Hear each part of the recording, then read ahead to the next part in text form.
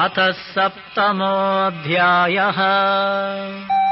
श्रीभगवानुवाच मय्यासक्तमनः पार्थ योगं युञ्जन्मदाश्रयः असंशयं समग्रं माम् यथा ज्ञास्यसि तच्छृणु।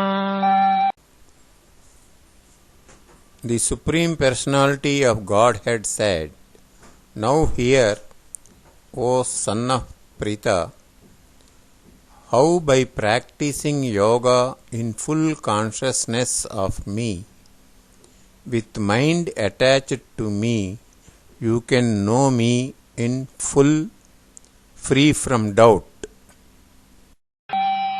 ज्ञानं तेऽहं सविज्ञानम् इदं वक्ष्याम्यशेषतः यज्ञात्वा नेह भूयोऽन्यत् ज्ञातव्यमवशिष्यते।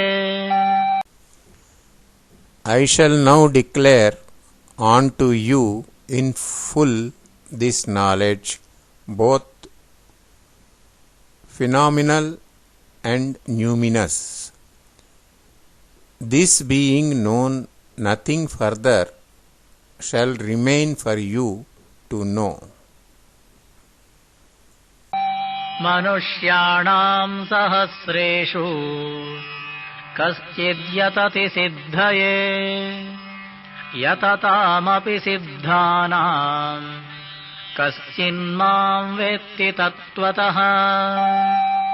Out of many thousands among men, one may endure for perfection, and of those who have achieved perfection, hardly one knows me in truth. भूमिरापो नलो वायुः खं मनो बुद्धिरेव च अहंकार इति यं मे भिन्ना प्रकृतिरष्टधा। Earth, water, fire, air, ether, mind, intelligence, and false ego, all together these 8 constitute my separated material energies. अपरेयमितस्त्वन्याम् प्रकृतिं विद्धि मे पराम् जीवभूतां महाबाहो ययेदन्धार्यते जगत्। Besides these, O mighty armed Arjuna, there is another superior energy of mine which comprises the living entities who are exploiting the resources of this material inferior nature. एतद्योनीनि भूतानि सर्वाणीत्युपधारय अहं कृत्स्नस्य जगतः प्रभव प्रलयस्तथा। All created beings have their source in these 2 natures. Of all that is material and all that is spiritual in this world, know for certain that I am both the origin and dissolution. मत्तः परतरं नान्यत् किञ्चिदस्ति धनञ्जय मयि सर्वमिदं प्रोतं सूत्रे मणिगणा इव। O conqueror of wealth, there is no truth superior to me. Everything rests upon me as pearls are strung on a thread. रसोऽहमप्सु Kaunteya प्रभास्मि शशिसूर्ययोः प्रणवः सर्ववेदेषु शब्दखे पौरुषं ऋषु।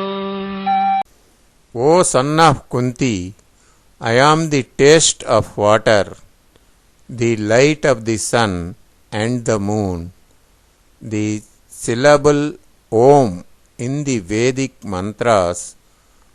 I am the sound in ether and ability in man. पुण्यो गन्धः पृथिव्याम् च तेजश्चास्मि विभावसौ जीवनं सर्वभूतेषु तपश्चास्मि तपस्विषु. I am the original fragrance of earth, and I am the heat in fire. I am the life of all that lives, and I am the penances of all ascetics. बीजं मां सर्वभूतानां विद्धि पार्थ सनातनम् बुद्धिर्बुद्धिमतामस्मि तेजस्तेजस्विनामहम्.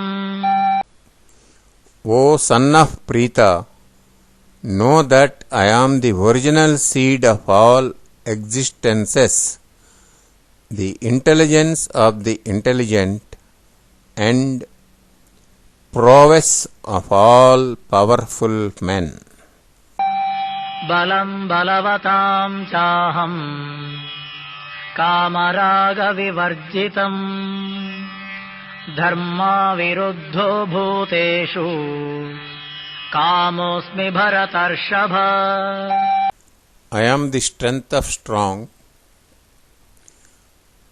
devoid of passion and desire.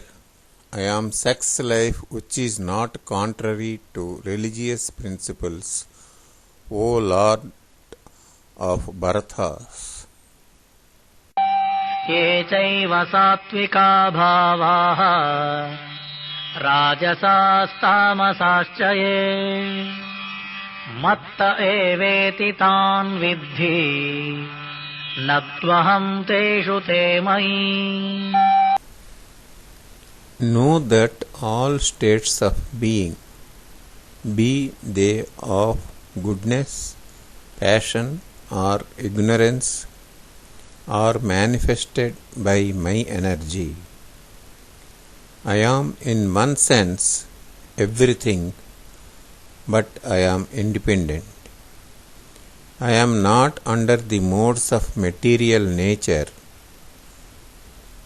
but they on the contrary are with me.